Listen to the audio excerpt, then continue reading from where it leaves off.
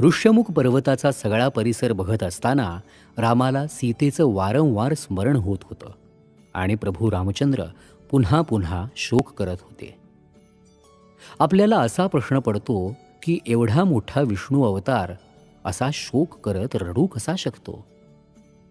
आपण याबद्दल या आधीच्या भागातही बोललो होतो की परमेश्वर जेव्हा मानव रूपात अवतरतो त्यावेळी मानव जसा काही वेळेस वागतो तसे हे युगावतार सुद्धा मुद्दाम वागतात, कारण त्यांना मानवाचं चरित्र समाजापुढे आदर्श म्हणून ठेवायचं असतं. आणि तो जरी परमेश्वराचा अवतार असला तरी त्याला ही भावना असणारच की. म्हणूनच सीतेच्या वियोगानंतर प्रभू रामचंद्रांच्या नयनांमध्ये अश्रू दाटून आले. लक्ष्मणाने त्यांचं सांत्वन केलं आणि आपला पराक्रम इतका अलौकिक आहे की आपण रावणाचा शोध घेऊ आणि त्या दुष्टाचा वध करू. त्रिभुवनामध्ये तुम्हासारखा अन्य कोणी वीर नाही, अशी खात्री त्यांना दिली. ज्या ऋष्यमुख पर्वताच्या परिसरात राम आणि लक्ष्मण फिरत होते त्या पर्वतावर वालीनं ज्याला हाकलून दिलेलं होतं आणि ज्याला वालीकडून जीवाची भीती होती तो त्याचा धाकटा भाऊ सुग्रीव येऊन राहिला होता. तापसी वेशातील त्या दोन तेजस्वी धनुर्धारींना पाहून आपल्या हितचिंतकांसह बसलेला सुग्रीव मनामध्ये घाबरला. वालीच्या सांगण्यावरून हे दोघे माझा शोध घेत इकडे येत नसतील ना, असा विचार त्याच्या मनात आला. सुग्रीवांबरोबर जे वानरवीर त्याचे हितचिंतकही होते त्यांच्यामध्येच एक होता हनुमंत. आपण जी रामकथा ऐकतोय, रामचरित्र ऐकतोय, ते हनुमंतांच्या आगमनाशिवाय अपूर्णच आहे आणि हनुमंतांचे जीवन रामाच्या कृपाप्रसादाशिवाय निरर्थक आहे. सुग्रीव म्हणाला, हनुमंता, ते दोन धनुर्धारी तरुण वालीच्या सांगण्यावरून तर माझा शोध घेत इकडे येत नसतील ना? तू वेश पालटून त्यांच्याकडे जा आणि त्यांचा हेतू शोधून काढ. हनुमंताने साधूचा वेश धारण केला आणि तो थेट राम लक्ष्मणाच्या समोर आला.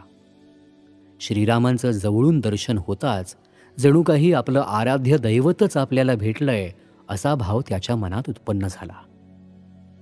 हात जोडून तो श्रीरामांना म्हणाला, प्रभू, आपण परिधान केलेली वल्कलं आणि मस्तकीचं जटाजूट पाहून आपल्या दोघांना तापसी म्हणावं की आपल्या हाती असलेले धनुष्यबाण बघून आपल्याला क्षत्रिय वीर समजावं असा प्रश्न मला पडलाय. तेव्हा आपण कोण आहात? या डोंगराळ प्रदेशात येण्यामागचा आपला हेतू काय आहे हे कृपया मला सांगावं. हनुमंताचं ते बोलणं ऐकून श्रीराम लक्ष्मणाला म्हणाले, हा सामान्य भिक्षुक वाटत नाही. याची वाणी, व्याकरण, शुद्ध शब्दांचा वापर, सावधपणा, वृत्ती सात्विक आहे. याला तू आपली माहिती सांग. ती माहिती ऐकल्यानंतर हनुमंताने आपलं मूळ रूप प्रगट केलं. श्रीरामांच्या चरणांना वंदन केलं. मी अंजनीसुत वायुपुत्र आहे, हनुमंत आहे. माझा राजा सुग्रीव तोही आपल्याप्रमाणेच वनवासी झालेला आहे, त्याचा मी मंत्री आहे. आता आपण माझ्यासोबत चलावं आणि राजा सुग्रीवाची भेट घ्यावी अशी विनंती हनुमंताने श्रीरामांना केली.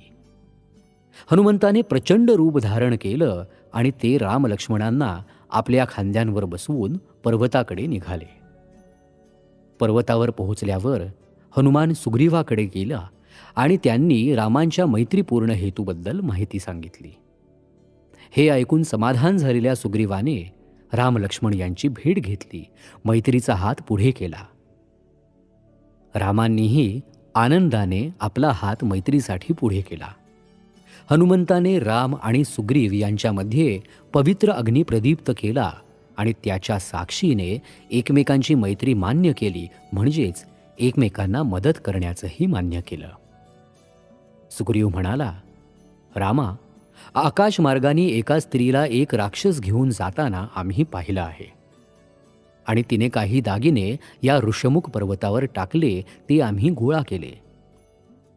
त्यांनी गुहेतून एक गाठोडं आणलं, त्यामध्ये ते दागिने ठेवलेले होते. रामासमोर ते दागिने त्यांनी उघडून ठेवले. ते दागिने पाहिल्यावर रामांचे डोळे आनंदाने भरून आले.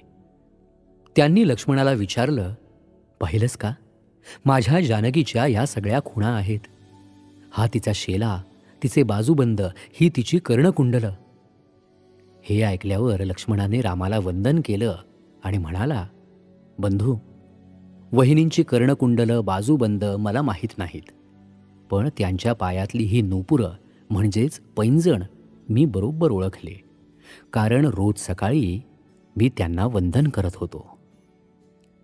हे त्याचं उत्तर ऐकून लक्ष्मण किती मर्यादाशील होता हे आपल्याला समजतं. परस्त्रीबाबत इतकी पवित्र भावना मनात बाळगणाऱ्या लक्ष्मणाबद्दल सुग्रीव, हनुमंत अशा सर्वांनाच आदर वाटायला लागला.